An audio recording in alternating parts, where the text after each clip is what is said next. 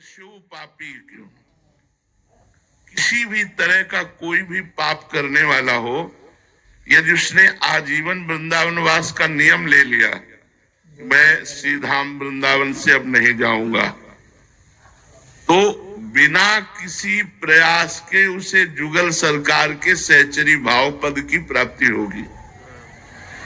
उसे चाहे निज मंत्र मिला हो या ना मिला हो, बात भी समझ लो।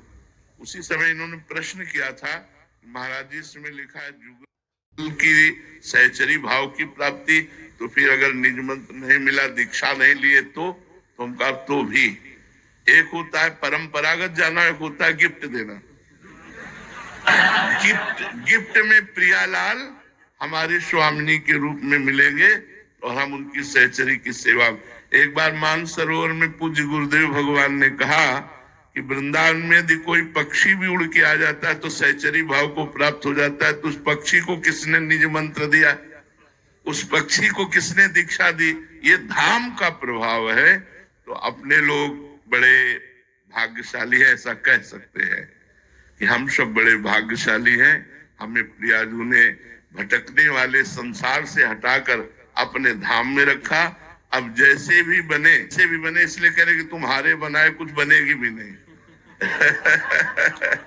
हम जैसे भी हैं इसलिए जैसे भी कह रहे हैं कि ऐसे होना चाहिए, वो हम हो नहीं सकते। होना भी चाहे तो नहीं हो सकते।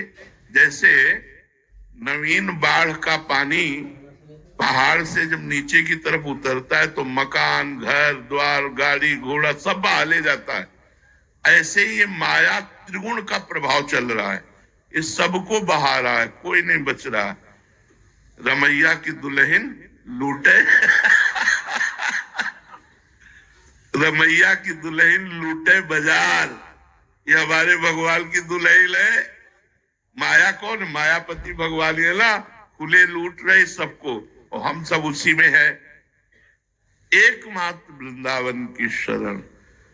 तो वृंदावन की शरण कैसे? हमें तो आज तक जैसा अनुभव हुआ कि बिना किसी वृंदावन वासी की कृपा के वृंदावन वास हो ही नहीं सकता। जैसे हमें हुआ तो श्री राम शर्मा आचार्य की कृपा से, वो वृंदावन वासी और रास उपासी और रास का प्रगट दर्शन कराने वाले, उनका आशीर्वाद जब उनके चरणों में लौट गए, बोले बाबा मेरी एक बात मान, तू वृंदावन आ जा, तुझे बिहारी जी कभी छोड़ेंगे नहीं। बस वो गुरु मंत्र हमारे जीवन में हमको वृंदावन लाया। और आपको कौन लाया? आप देख ही लो। कि अगर आप आए हो तो कहां से कैसे आए हो, कहीं ना कहीं वृंदावन के रसिकों की वाणी गई और आपको लाई। तो बस पड़े रहो, पड़े रहो। श्रीधाम वृंदावन का द्वार मत छोड़ना। महारानी जो कभी गलबहिया दे के निकलेंगे, देखेंगे हमारे द्वार पे पड़ा।